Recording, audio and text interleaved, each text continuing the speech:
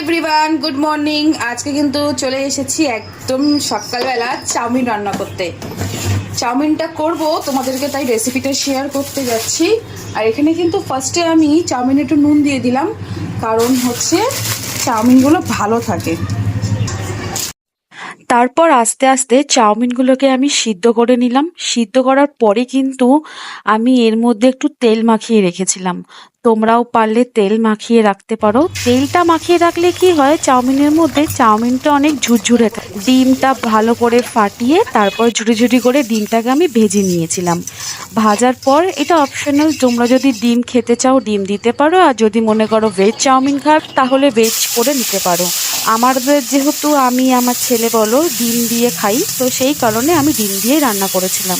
তারপরে সবজিগুলোকে ভালো করে ভেজে নুন আর হলুদ দিয়ে ভালো করে একটুখানি সিদ্ধ করতে রেখে দেবো। আর আমি একটু পেঁয়াজগুলোকে একটু লেটেই দিয়েছিলাম, কারণ লেট করে দিলে না পেঁয়াজগুলো একটুখানি কাঁচা কাঁচা থাকে আর চাউমিনের সাথে মুখে পড়লে বেশ ভালোও লাগে।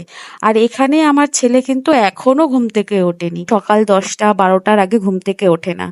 আর আমি 9টার দিকেই টিফিনটা যেহেতু করছিলাম, তাকে তো আর ঘুম থেকে ডেকে ওঠানোটা পসিবল হচ্ছিল না, কারণ সে লেট করে ঘুমানো মানুষ, মানে সে লেট করে ঘুমায় আর লেট করে ওঠে। আমার ছেলের একটা অভ্যাস আছে, আমার ছেলে ঘুমাবে না, ঘুমালে আবার উঠবে না।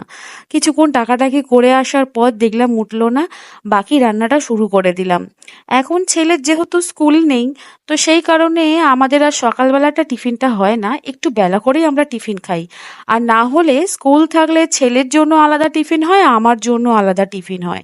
তো আমি তোমাদেরকে যে বললাম তেল দিয়ে দিয়েছিলাম একটু ঝুরঝুরে থাকার জন্য, দিয়ে ভালো করে চাউমিনটাকে নেড়ে চেড়ে ডিমটা দিয়ে দিলাম, একটু ম্যাগির মশলা দিয়ে দিলাম। আর তোমরা যদি মনে করো একটু গোলমরিচের ঝাল খাবে তাহলে গোলমরিচটাও দিয়ে দিতে পারো।